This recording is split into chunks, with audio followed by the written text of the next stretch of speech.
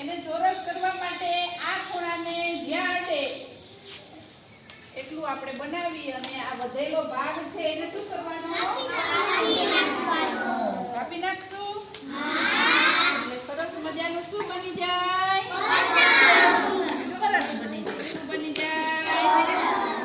હાલો ગાવ ઉડી ઉડી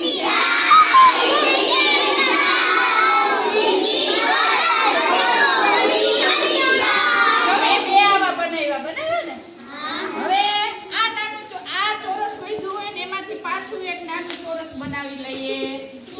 એને આમ આવી રીતે છેડે અડાડશું. કેવી રીતે અડાડશું?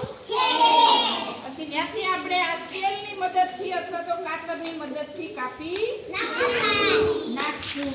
એટલે થઈ ગયું પાછું નાનું ચોરસ. એ ચોરસને આપણે ક્યાં ચોટાડી દેશું?